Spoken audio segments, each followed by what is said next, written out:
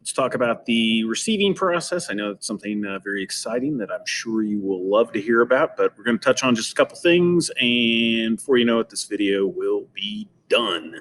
So first and foremost, obviously, there are lots and lots of things that come into a distribution center. They come in all shapes and forms, big things, little things. They come in via all sorts of different modes of transportation, airplanes, trucks, containers, LTL shipments, truckload shipments. They keep on coming. Okay. And the ultimate goal of a distribution center is to ultimately move product out, but you can't move product out that you don't actually have. So it all has to come into the building. And that's where we get all these different modes of transportation. So all sorts of different varieties of things that go on in the very first stop, and that is in the receiving department. Essentially, a truck will back up to a distribution center and offload the contents of said truck. Okay, at that point, things need to be received. I had spoken previously about something known as an ASN, or Advanced Shipping Notification, which is something that is sent by the shipper, and it allows the company that is receiving the goods to be able to essentially prepare for what is coming. And when it actually arrives on the dock, it essentially will give them an electronic packing slip. And using this electronic packing slip, it allows the distribution center to be able to receive the product and prepare for ultimately getting it put into storage. Okay, so we looked at a couple things. One was a manual type of distribution type of setting, and that was at a t-shirt shop. Okay, and we've also looked at other types of distribution settings that would be much more, I guess, much larger. And in essence, I mean, the difference between the two is not that much. Essentially, it is the scale.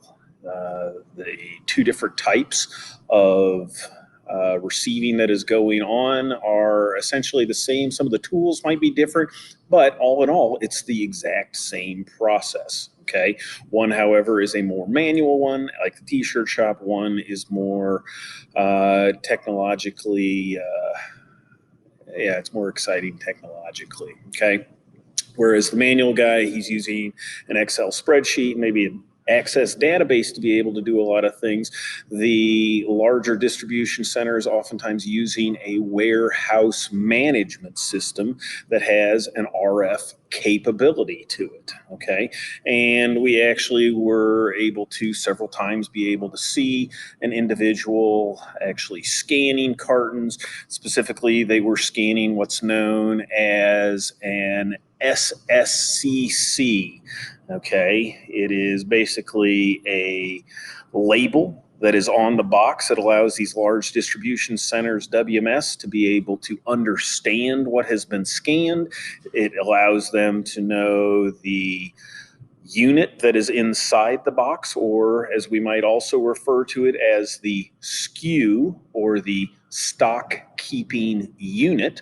Okay, but within this barcode, once it is scanned, and it's probably, I think it's about 18 digits long, I mean, embedded in that are all of the information that the receiver will need: the size, the color, the description, what unit is it, or what SKU is it, how many items are actually inside of it.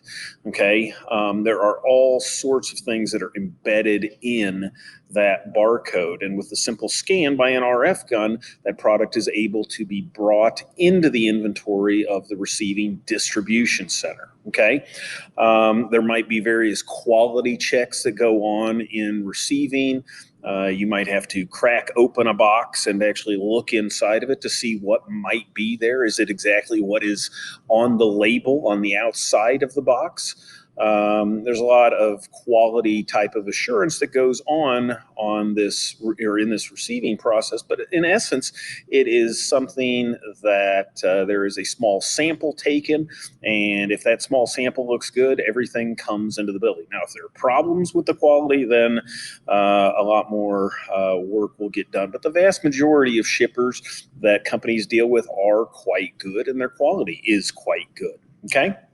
So they have scanned things into the building. A lot of times we started to mention things such as the utilization of something known as a container ID. I showed you a variety of different container IDs. They come in all sorts of different sizes and shapes, and it's all driven by the actual distribution center and whatever works for them. Do they want colored container IDs? Do they want 16-digit container IDs? Do they want 24-digit container IDs? Whatever the case, these container IDs allow the container or the cardboard box or the pallet, whatever you are going to be moving around, it allows it to be systematically tracked. Okay, so basically tying the information in that SSCC onto a container ID, and it allows individuals to scan the SSCC, scan the container, and then at that point, the WMS is then going to be able to track it, and you can move that container ID around the building in various manners. You can pick it up, put it on a forklift, move it around, put it in one location, move it to another location, put it in a slot where you might pick orders from, replenish that slot from another location. Whatever the case, you are able to track it using the container ID. I mean, all in all, receiving is a fairly straightforward process.